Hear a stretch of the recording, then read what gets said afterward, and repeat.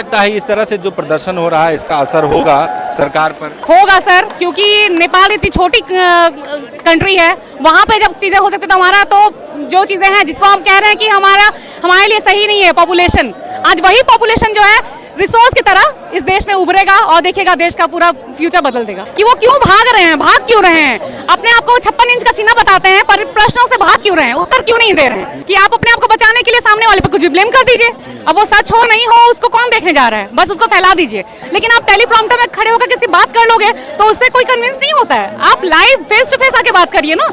वो चीज तो हमारे एक बहुत परिचित है, उनके साथ ही ऐसा हुआ है, कल ही उनको अरेस्ट कर लिया गया है और ये मुद्दा यहाँ पास उठ रहा है, बार बार उठ रहा है। हिंदू मुस्लिम का सिर्फ खेल खेला जा रहा है, पॉलिटिक्स रची जा रही है। तो मैम किस तरह देख रही है जो यूथ मूवमेंट है या कॉकरोच जनता पार्टी जिस तरह से यूथ को लेकर नीट पेपर को लेकर आगे आ रही है, इसका आप समर्थन कर रहे हैं? मैं यूथ के साथ हूँ और पार्टी के साथ अगर पूछेंगे तो पार्टी के साथ नहीं रहती हूँ मैं हमेशा ऑब्जेक्टिव्स के साथ रहती हूँ, उनके मुद्दे क्या है मैं उनके साथ रहती हूँ। उनका मुद्दा यही है जो नीट का पेपर लीक हो रहा है, धर्मेंद्र प्रधान का इस्तीफा मांगा गया। हाँ जी, मैं बिल्कुल सपोर्ट में हूँ, क्योंकि सिस्टम में कुछ गड़बड़ी होती है तो हम उस पर एक्शन लेते हैं, छोटा सिस्टम ही क्यों ना हो, एक छोटा सा स्कूल ही क्यों ना हो, अगर गड़बड़ी होती है तो उस पर एक्शन लिया जाता है या सस्पेंड होता है।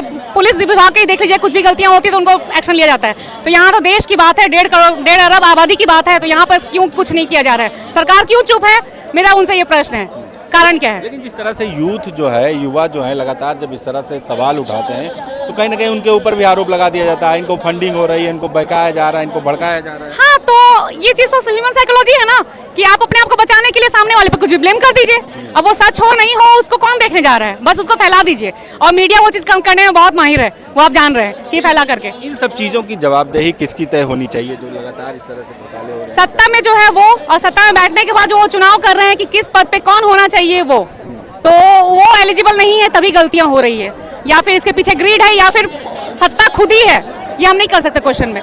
लेकिन हो सकता है कहीं ना कहीं कुछ कारण तो है, कहीं ना कहीं तो कुछ गलती है, उस पर काम कैसे होगा?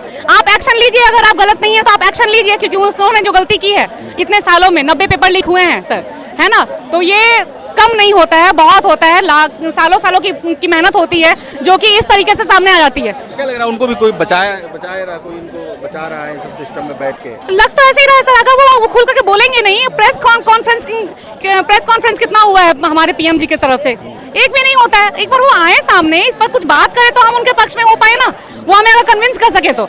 लेकिन आप टेलीप्रॉम्प्टर में खड़े होकर किसी बात कर लोगे तो उस पर कोई कन्विंस नहीं होता है, आप लाइव फेस टू फेस आके बात करिए ना, तो उस पर हमको जुड़ा अपने से जोड़ पाएंगे, कनेक्ट कर पाएंगे इस तरीके से। एक तरफ पूरे देश के युवा जो सड़कों पर हैं, अपनी मांग कर रहे हैं, चाहे नीट पेपर हो या यहाँ पर जो सड़कें जो मांग कर रहे हैं आके छात्र जो हैं, दूसरी तरफ मोदी जी फिर विदेशी दौरा पर निकल गए, फिर वहाँ पर जाके तो यही सब चीजें तो पुख्ता कर रहा है ना, कि उनके विरोध में जो बोली जा रही है बातें, यही सब चीजें पुख्ता कर रहा है उनका यही सब एक्शन, कि वो क्यों भाग रहे हैं, भाग क्यों रहे हैं, अपने आप को 56 इंच का सीना बताते हैं पर प्रश्नों से भाग क्यों रहे हैं, उत्तर क्यों नहीं दे रहे हैं? आपने देखा कि अभी हाल ही में एक रिपोर्टर ने कुछ क्वेश्चन किया था उनसे, विदेश की नार्वे की जो थी, उन्होंने क्वेश्चन किया था, उनके साथ उन्होंने क्या किया, एक प्रश्न या 2 प्रश्न का उत्तर तो वो दे ही सकते थे। या फिर मैं कहती हूँ कि अगर आपको नहीं आता उत्तर तो आप आई डोंट नो तो कह सकते हो, आप वो भी कहने की हिम्मत नहीं है आप में।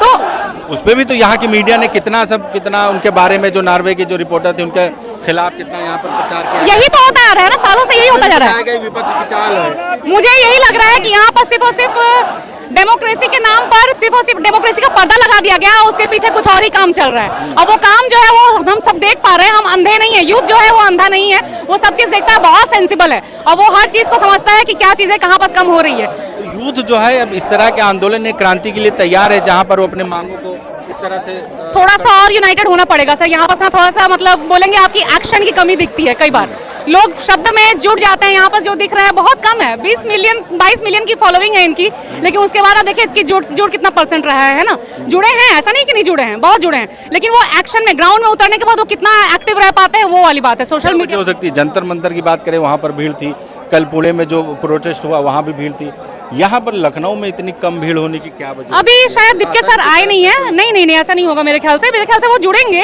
और आएंगे, हो सकता है कि वहाँ से रोक भी दिया गया हो, लेकिन मुझे नहीं लगता। मैं प्रोटेस्टर के नाम से आई थी और मुझे वेलकमिंग तौर से एंट्री दी गई है। लेकिन तो सारे लोग कल से ये चल रहा है ना कि जो भी एक्टिविस्ट लोग हैं, स्टूडेंट एक्टिविस्ट हैं या छात्र नेता हैं, उनको हाउस अरेस्ट भी किया जा रहा है, स्टेशन पे जाके रोका जा रहा है, एयरपोर्ट पे रोका जा रहा है, तो इसका भी वो चीज़ तो हमारे एक बहुत परिचित है, उनके साथ ही ऐसा हुआ है, कल ही उनको अरेस्ट कर लिया गया है।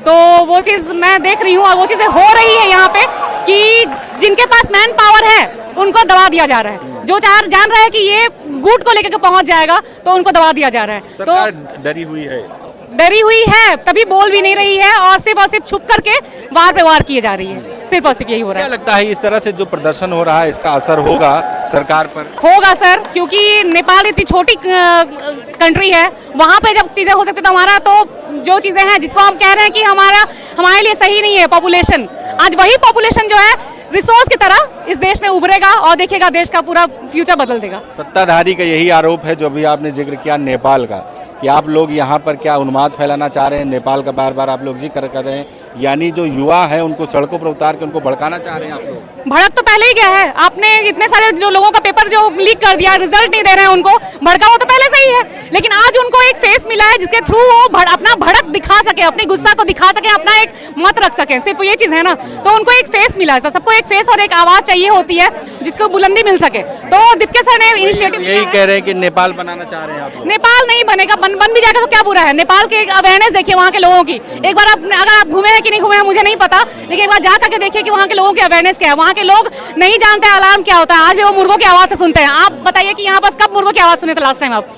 मैंने अपने जीवन में आज बता रही हूँ, डिजिटल का जमाना है, मुर्गा की क्या जरूरत कहाँ क्या जरूरत है, लेकिन वही कहना चाह रही हूँ कि प्रकृति का इतना बचाव किया गया है कि आज भी मुर्गा बांग देता है उसी समय पर।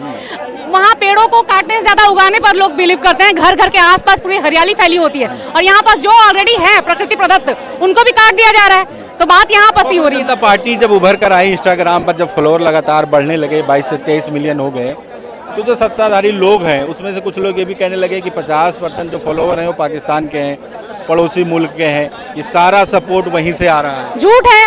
अब एक बच्चे का पेपर लीक हो गया सीबीएसई का, मतलब गलती हो गई उसके पेपर की चेकिंग में, उसको फेल कर रीचेकिंग में डाला गया, उसका रिजल्ट ही चेंज हो गया, सब कुछ बदल गया। वो बोल रहा है कि मेरा है ही नहीं ये चीजें, उस बच्चे तक को पाकिस्तानी बता दिया गया। अब बताइए वो बच्चा था पाकिस्तान का, लेकिन बोला जा रहा है, मीडिया वो चीज कर रही है, क्यों कर रही है आप बताइए?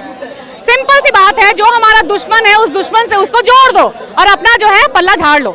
ये चीजें चल रही है इस देश में और देश अगर इस तरह चलता रहेगा तो कहीं से कुछ भी नहीं हो पाएगा। यहाँ पर अचानक से ही बदलाव आएगा देखिएगा, और बहुत हिंसक बदलाव आएगा अगर शांतिपूर्वक चीजों से एक्शन न लिया गया तो। क्या लग रहा है कि शिक्षा मंत्री धर्मेंद्र प्रधान या फिर प्रधानमंत्री मोदी जी की इन सब चीजों में उनकी जवाबदेही बनती है? डेफिनेटली बनती है और हर तरीके से बनती है। उनको प्रेस कॉन्फ्रेंस अभी करना चाहिए था, ये उनका एकदम हाई टाइम था, बोलते हैं हाई टाइम था कि इतने समय से आपने नहीं किया, 12 साल से आपने एक भी कॉन्फ्रेंस नहीं किया, लेकिन अभी आपको करना था, ये आपका हाई टाइम था। और आप इनमें आधी आबादी को अपने तरफ कर लेते हैं अगर वो कॉन्फ्रेंस करते हैं और सही से निष्पक्ष होकर के उसका उत्तर देते तो। एक और सवाल है, जिस तरह से प्रदर्शन होता है, हमने जंतर मंतर देखा या पुणे में देखा, कुछ ऐसे फ्रिंज एलिमेंट होते हैं जो पहुंचकर प्रोटेस्ट को खराब करते हैं। आपने देखा होगा सोशल मीडिया पे तमाम वीडियो, मीडिया वाले भी कुछ ऐसे हैं जो अगेंस्ट जाके इस तरह से सवाल करते हैं। उन लोगों के लिए क्या कहना है आपका? इन लोगों को मैं यही कहना चाहूंगी सर कि मुद्दों से ना भटके। आजकल देखिए कि 10-12 साल में मैंने देखा है कि इतनी नफरत कभी नहीं थी देश में जो कि हिंदू और मुस्लिम नाम पर यहाँ पर फैलाई जा रही है।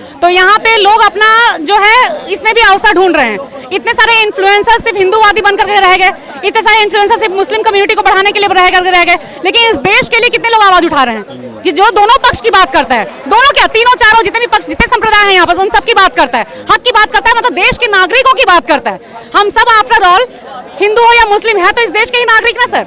तो बात वही है कि जितना अगर आप दबाएंगे मुस्लिमों को तो हमारा देश भी दबेगा कहीं ना कहीं, क्योंकि वो भी उनकी भी भागीदारी है इस देश में के डेवलपमेंट में, कहीं ना कहीं उनका भी जोर चल रहा है, उनका भी सब चीजें जो सहायक हैं वो हमारे देश के लिए। तो आप उनको दबा करके वोट बैंक कलेक्ट नहीं कर सकते। और ये मुद्दा यहाँ पास उठ रहा है, बार बार उठ रहा है, हिंदू मुस्लिम का सिर्फ खेल खेला जा रहा है, पॉलिटिक्स रची जा रही है, बहुत अधिक हो रहा है। ये मेरे को याद नहीं कि मैं 10 साल पहले 12 साल पहले मैं ये चीजें देखती थी। हमारी दोस्ती अच्छे से रही है मुस्लिमों के साथ भी और हिंदुओं के साथ भी, आपस में अच्छे से हम रहे हैं फ्रेंडली, लेकिन आज जो नफरती लोग फैला रहे हैं, चीजों को कर रहे हैं, वो चीज बहुत गलत है, वो चीज कैंसर की तरह इस देश में फैल रहा है।